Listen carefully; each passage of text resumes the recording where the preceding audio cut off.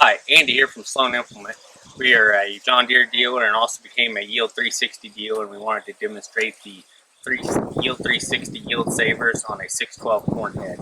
This corn head we set up with half left side of the 6 rows with the yield savers, as you can see here, the brushes on the gathering chains, and on the other side we have normal John Deere gathering chains.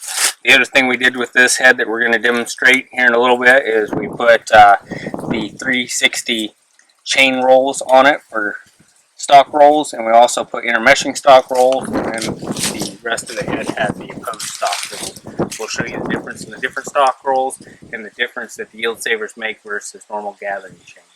These are the Yield 360 yield saver brushes that we have with the gathering chains. As you can see, these brushes overlap pretty dramatically to catch any loose corn. As you bring the corn in, the cob comes down. It prevents a lot of butt shelling where you normally hit that, hits the deck plates and falls on through. This prevents, as you can see, it's very thick, and I really got to jam my fingers in through there and it's hard to get them out. These will last approximately 1 year, and they're replaceable. The chains will last about the same as John Deere OEM chains, and then it's simply a set screw that keeps these brushes in and set on here.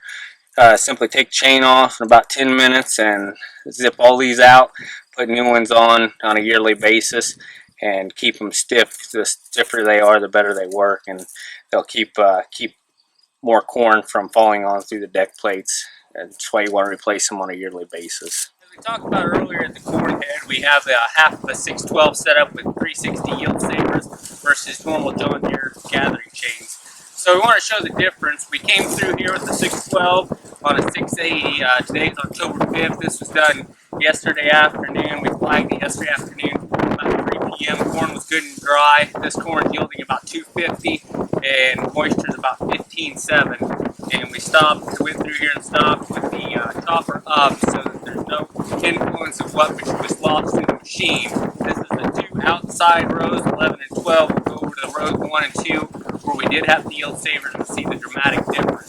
So what we did is we went through and took a 10-foot section 2 rows wide on both 1 and 2 and 11 and 12 to show this difference. This right here is where we had the normal John Deere gathering chains. In the conditions yesterday afternoon, about 82 degrees, light breeze, 250 bushel corn, moisture is about 15.7. Just from header loss alone in this 10-foot high 2-row section, which comes out to 5 foot, we ended up with 34 kernels on the ground strictly from header loss. And then we walked through here to where we had the yield savers. See a very dramatic difference here.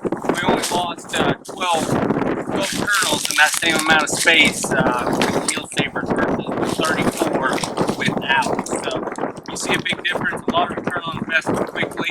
This was in good dry conditions in the afternoon. We're going to go across the field where we shelled this morning when it was tough and a little dewy, and see even a more dramatic difference in having yield savers versus normal gathering chains on a 612 corn head. It's the 5th of October test we did in the same field as we did yesterday afternoon on the 4th with the Yield 360 yield savers versus regular gathering chains on a John Deere 612 head on a 680.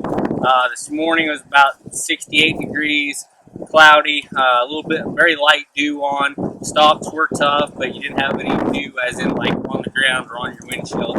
So the difference we have here and running on a dewy morning when you have a lot of head loss from shelling corn anyway. This is corn that's dried down a little bit. It's about 15.7, just like over on the other side. But the field still averages about 250. This is the yield saver 2 rows, and you'll see we found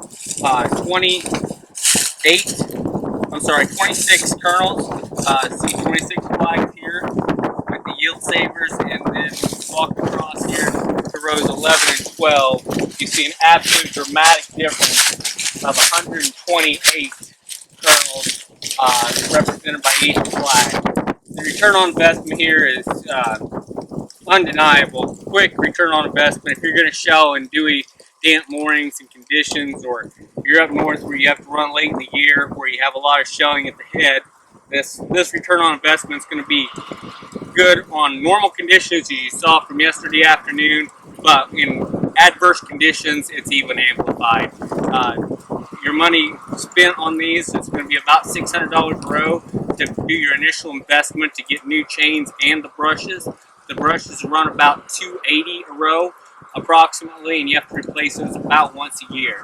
As you can see, they'll pay for themselves many times over in that short amount of time. So if you have questions, contact us at Sloan Implement and we'll get you set up with yield savers or Stalk rolls. These are clear with Sloan Implement. We took a 612 corn head and put 6 rows of yield 360 yield savers on the gathering chains, with the other 6 rows on the right side of the head being normal John Deere gathering chains to show the difference in head loss with the yield savers versus normal gathering chains.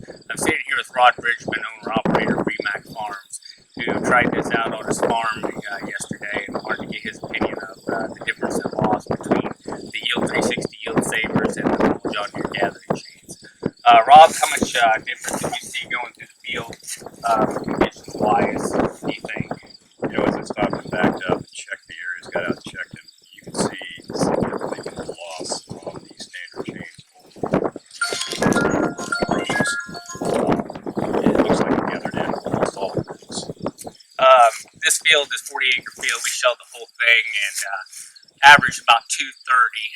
Good conditions. Yesterday afternoon it was about 80 degrees and wind was blowing. Couldn't have had more perfect conditions to harvest corn in. So we did notice you noticed that then that there was less head loss. Do you think they'd work in adverse conditions on dewy mornings when we have even more head loss? Yeah, I don't see a bigger problem doing mornings. I think the biggest problem would be in really dry conditions where maybe it's only too much material. But besides that, and I think if you had them across the whole head where you could open up your deck plates wider, I think you'd have even less loss. You know, you don't have to worry about kernel walling over the deck plates being wide. Well, we just wanted to touch base with a customer that used our head and he checked out the yield saver 360 yield savers to see their take on it, and I think the decision's unanimous that you see a